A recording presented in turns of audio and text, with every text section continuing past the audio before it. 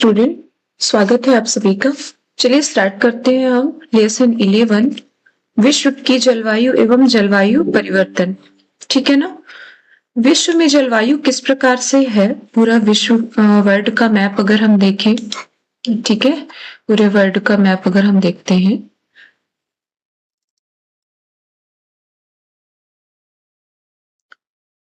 इस तरह से कुछ वर्ल्ड का मैप है हमारा। ठीक है ना, ऐसे ही नॉर्मल बना लिया जाए।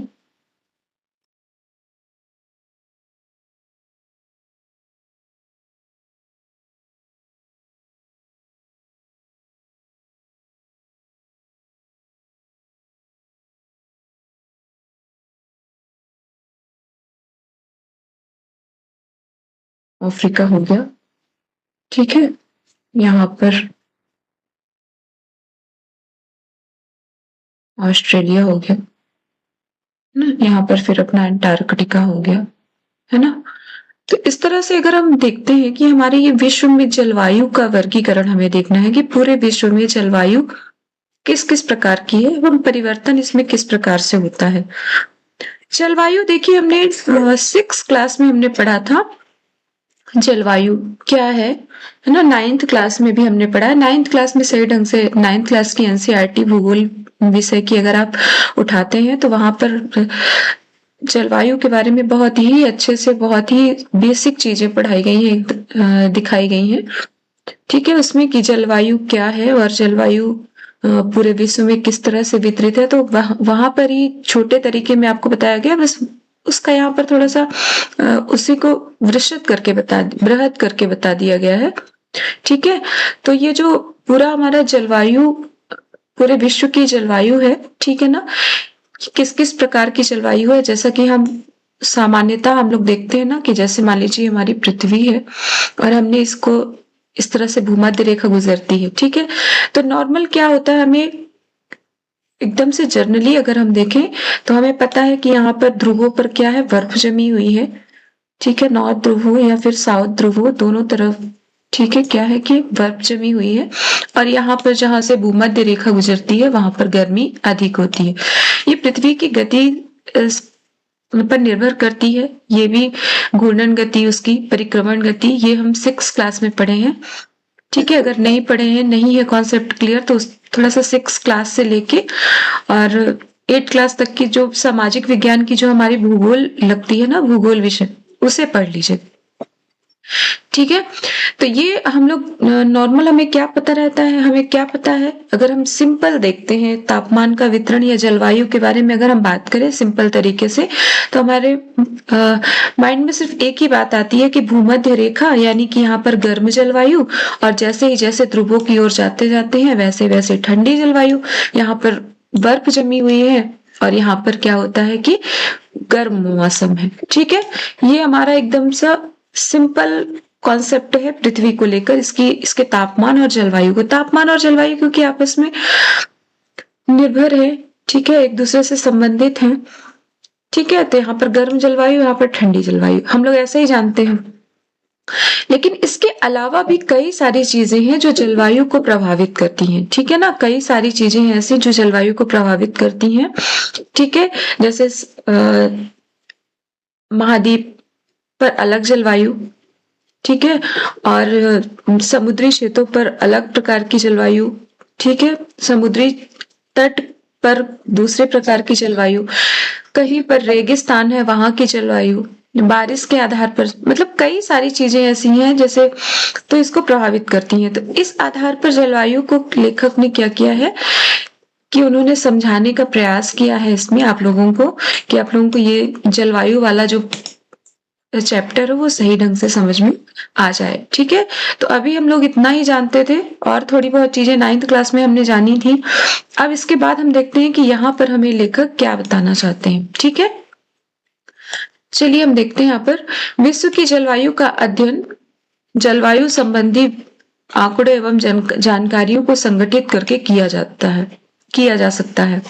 ठीक है ना, जो विश्व की जलवायु है, ठीक है, उसका अध्ययन जलवायु संबंधी आंकड़ों एवं जानकारियों को संगठित करके किया जा सकता है। इन आंकड़ों को आसानी से समझने व उनका वर्णन और विश्लेषण करने के लिए उन्हें अपेक्षाकृत छोटी इकाइयों में बांटकर संश्लेषित किया जा सकता है। ठीक है।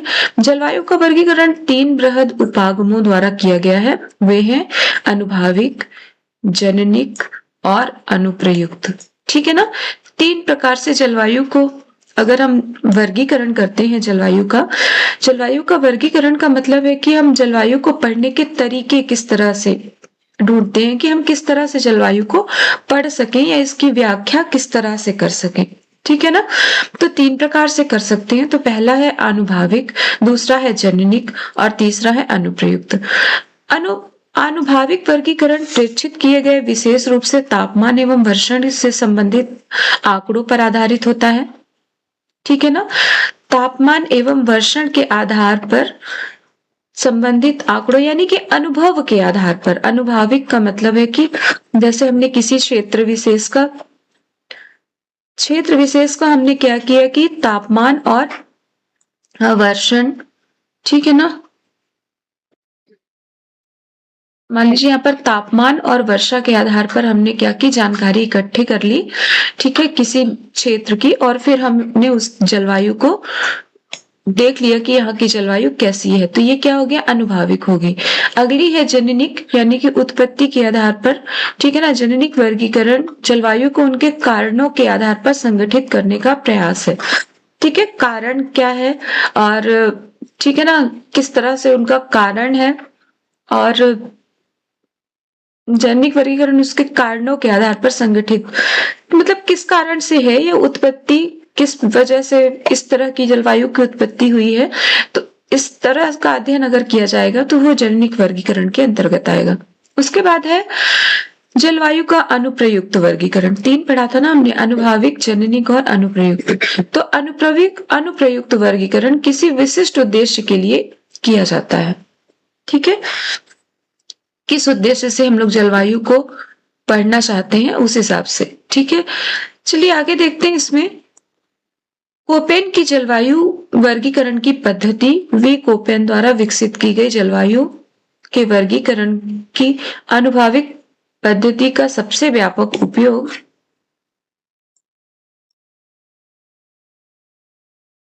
किया जाता है। कोपेन ने वनस्पति के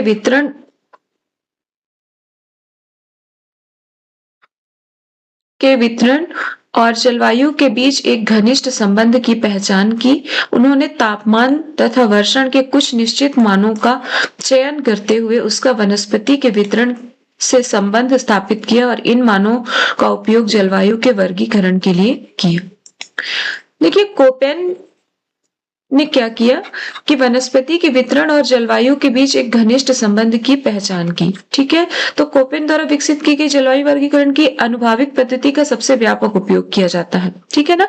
अनुभाविक पहले बताया जा चुका है, अनुभाविक क्या है, तो आंकड़ों को किसी भी प्रदेश के क्या किया जाता है, आंकड़ों को एकत्रित किया जाता है और फिर उसके आधार पर वर्गीकरण किया जाता है। ठीक है, कोपेन ने क्या किया, वनस्पति के वितरण और जलवायु के बीच एक घनिष्ठ संबंध की क्या की उन्होंने पहचान की। जैसे मान लीजिए हम इसको भारत के संदर्भ में अगर देखते हैं, ठीक है ना, अगर हम इसे भारत के संदर्भ में देख लें,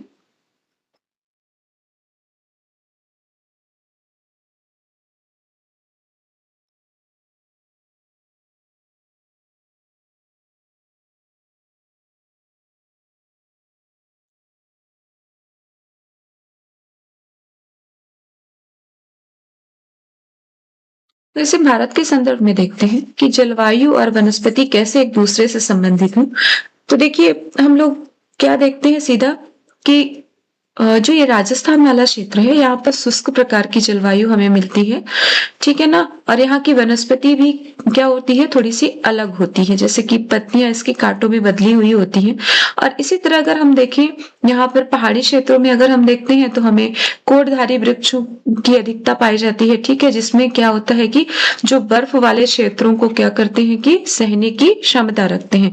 इनकी पत्तियां नुकीली होती है जिससे ये बर्फ को क्या करे, आसानी से अपने ऊपर जमने से बचा सके बर्फ से। ठीक है, ऐसे ही हम लोग अगर देखते हैं तो यहाँ पर सदाबहार वन पाए जाते हैं, ठीक है ना? यहाँ पर क्योंकि यहाँ पर बारिश अधिक होती है, इसलिए यहाँ पर सदाबहार वन पाए जाते हैं इन वाले क्षेत्रों में, ठीक है? और वहीं हम देखें तो ये जो हमारा वृष्टि छाया का प्रदेश है, यहाँ पर भी हमें शुष्क वनस्पति देखने को मिलती है क्योंकि यहाँ पर वर्षा कम होती है, ठीक है?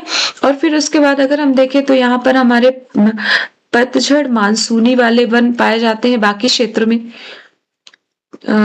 पतझड़ मानसूनी वाले वन पाए जाते हैं बाकी क्षेत्र में, है ना? क्योंकि यहाँ पर बारिश क्या होती है कि मीडियम होती है, ठीक है?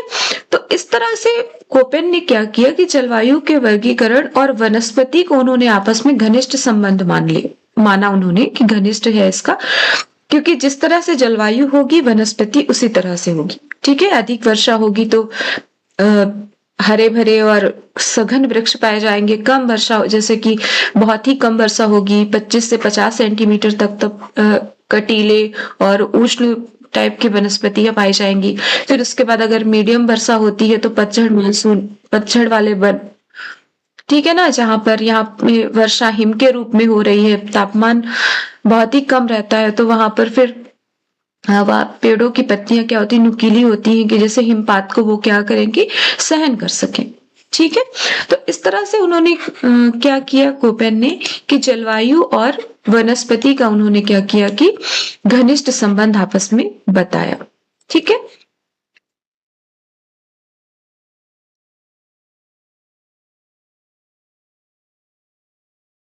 उन्होंने तापमान तथा वर्षण के कुछ निश्चित मानों का चयन करते हुए उनका मान वनस्पति के वितरण से संबंध स्थापित किया और इन मानों का उपयोग जलवायु के वर्गीकरण के लिए किया। वर्षा एवं तापमान के मध्यमान वार्षिक एवं मध्यमान मासिक आंकड़ों पर आधारित यह एक अनुभाविक पद्धति है। उन्होंने जलवायु के समूहों एवं प्रकारों की पहचान करने के लिए बड़े तथा छोटे अक्षरों का प्रयोग आरंभ किया। सन 1918 में विकसित तथा समय के संशोधन हुई कोपेन की यह पद्धति आज भी लोकप्रिय और प्रचलित है। कब किया इन्होंने? तो 1918 में, ठीक है? आगे देखते हैं, कोपेन ने 5 प्रमुख जलवायु समूह निर्धारित किए जिनमें से 4 तापमान और 1 वर्षण पर आधारित है। कोपेन के जलवायु समूह एवं विशेषताओं को सारणी 11.1 में दिया गया है। चलिए देखते हैं सारणी 11.1। देखिए उनके ये जो ए, बी, सी और डी और ई, ठीक है? इसको याद करना पड़ेगा आप लोगों को, ठीक है? रटना पड़ेगा या फिर समझना पड़ेगा।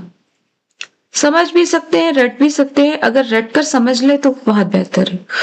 ए से देखिए है उष्णकटिबंधीय क्षेत्र।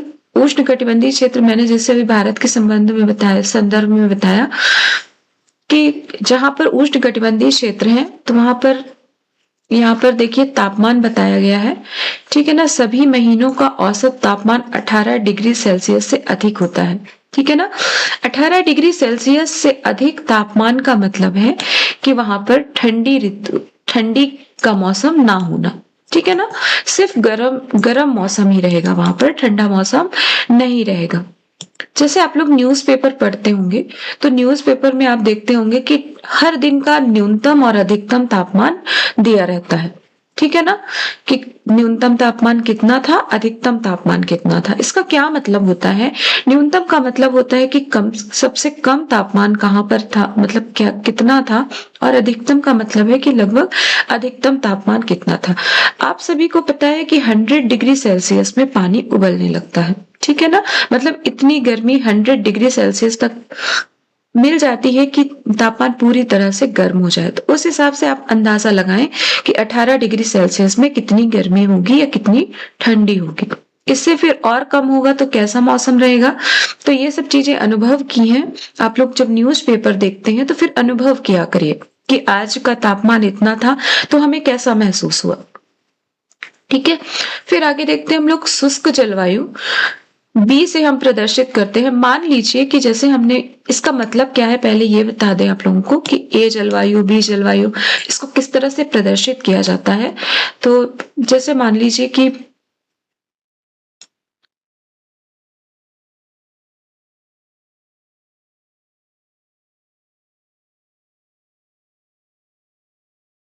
हो गया,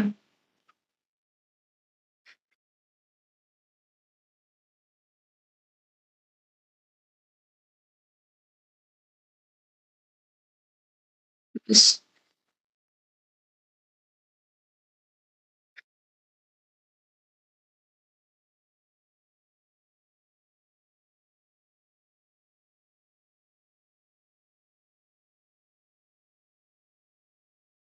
ऐसे ही नॉर्मल बना लिया। मान लीजिए कि ये मान लीजिए भारत का मैप है, सही, ठीक है, बन नहीं पा रहा सेटिंग से।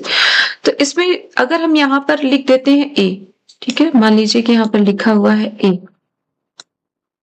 और यहाँ पर लिखा हुआ है जलवायु का, भारत में जलवायु का वर्गीकरण कोपेन के अनुसार, और यहाँ पर लिखा हुआ है ए, और यहाँ पर लिख दिया गया है बी, ठीक है। इसकी सीमा रेखा भी बनाई जाएगी, ठीक है ना, इस तरह से या इस तरह से। मान लीजिए ए लिख गया है, बी लिख गया है, ठीक है ना, और मान लीजिए यहाँ पे डी लिखा हुआ है, यहाँ पर मान लीजिए डी लिखा हुआ है, ठीक है। तो इसका मतलब क्या होगा? इसका मतलब हमें तुरंत समझ जाना होगा कि ए जहां पर लिखा है यहाँ पर, मतलब यहाँ पर उष्णकटिबंधीय जलवायु है, ठीक है ना, और यहाँ पर सभी महीनों का औसत तापमान कितना, 18 डिग्री सेल्सियस से अधिक रहता है, ठीक है। इस तरह से हमें मैप में इसको पढ़ना है, चाहे वह भारत का मैप हो, चाहे वह विश्व का हो, ठीक है। जैसे बी है, अगर यहाँ पर बी दिखाई दे रहा हमें, और कोपेन का वर्गीकरण के अनुसार लिखा हुआ है कि कोपेन के वर्गीकरण के अनुसार जलवायु समूहों का वितरण या जलवायु का वितरण, और यहाँ पर बी लिखा हुआ है, तो हमें ज्ञात हो जाना चाहिए कि यहाँ पर बी प्रकार की जलवायु यानी शुष्क जलवायु यहाँ पर है, जहां पर वर्षण की तुलना में विभव वाष्पीकरण की अधिकता है, मतलब बिल्कुल ही असामान्य बारिश है वहां की, ठीक है, वहां पर बारिश की कोई नियमितता नहीं है, ठीक है, और वाष्पीकरण भी यहाँ पर अधिक हो रहा है। इसी तरह सी में देखते हैं हम लोग, कोष्ण शीतोष्ण है, सर्वाधिक ठंडे महीने का औसत तापमान कितना, 3 डिग्री सेल्सियस से अधिक किंतु 18 डिग्री सेल्सियस से कम, मध्य अक्षांशीय जलवायु, ठीक है। तो ये ऐसा हम मानेंगे कि जहां सी है वो शीतोष्ण जलवायु है, ठीक है ना, उष्ण शीतोष्ण या कोष्ण शीतोष्ण है, और सर्वाधिक मतलब सबसे अधिक ठंडा महीना अगर है तो वहां का तापमान 3 डिग्री सेल्सियस से अधिक ही रहेगा, मतलब कम नहीं होगा 3 डिग्री सेल्सियस से, और 18 डिग्री सेल्सियस से कम ही रहेगा। कब का? सबसे ठंडे महीने का, ठीक है। इसके आगे फिर हम देखते हैं शीतल हिम वन जलवायु, वर्ष के सर्वाधिक ठंडे महीने का औसत तापमान 0 तापमान से 3 डिग्री नीचे रहेगा, ठीक है, मतलब -3 डिग्री, ठीक है। शीतल हिमवन जलवायु, वर्ष के सर्वाधिक ठंडे महीने का औसत तापमान, सबसे ठंडा महीना जो होगा वहां का, तो उसका औसत जो तापमान है वो -3 डिग्री या 0 तापमान से 3 डिग्री नीचे, वही होता है -3 डिग्री, या फिर इसको इस तरह से लिख दिया गया है, ठीक है। शीत है, ई का मतलब जहां ई है वहां मतलब शीत जलवायु है, सभी महीनों का औसत तापमान 10 डिग्री सेल्सियस से हमेशा कम, मतलब यहाँ पर ग्रीष्म ऋतु नहीं पाई जाती है ना। ई में शीत में क्या है कि 10 डिग्री सेल्सियस से कम होता है, मतलब यहाँ की शीत जो ग्रीष्म ऋतु है, यहाँ पर ग्रीष्म ऋतु नहीं पाई जाएगी, या बहुत छोटी अवधि के लिए पाई जाएगी, ठीक है, ग्रीष्म ऋतु, ठीक है। तो इस तरह से इसको पढ़ना और फिर मैप में देखना कि कहां पर समझ में आ रहा है, कहीं कहां पर नहीं समझ में आ रहा है। तो ये तो इसका सामान्य वर्गीकरण हो गया। अभी इसके अंदर का भी वर्गीकरण है आगे इसमें, ठीक है। तो पहले इतना आप लोग ड्रॉ करके देखिए 1-2 बार इसको, और फिर समझिए, ठीक है। उसके बाद फिर इसके आगे का पढ़िए।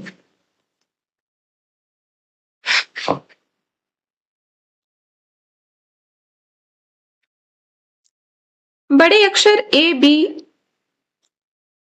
बी सी डी तथा ई आर्द्र जलवायु तथा बी अक्षर शुष्क जलवायु को निरूपित करता है। जलवायु समूहों को तापक्रम एवं वर्षा की मौसम संबंधी मौसम विशेषताओं के आधार पर कई उप प्रकारों में विभाजित किया गया है, जिसको छोटे अक्षरों द्वारा अभिहित किया गया है। शुष्कता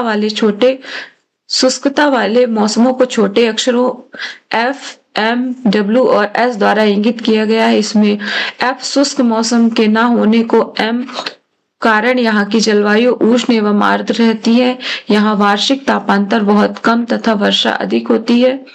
जलवायु के इस उष्णकटिबंधीय समूह को 3 प्रकारों में बांटा जाता है, जिसके नाम है AF उष्णकटिबंधीय आर्द्र जलवायु, ठीक है, AM उष्णकटिबंधीय मानसूनी जलवायु और W उष्णकटिबंधीय आर्द्र जलवायु, जिसमें शीत ऋतु शुष्क होती है। तो पहले तो देखिए इसे ही सही ढंग से पढ़ना होगा, जो ये वाला वर्गीकरण दिया हुआ है तो इसे पहले सही ढंग से पढ़ना होगा, उसके बाद फिर इसके आगे वाले वर्गीकरण में आएंगे, ठीक है। आगे का पाठ हम नेक्स्ट क्लास में देखेंगे। ठीक है स्टूडेंट, टेक केयर।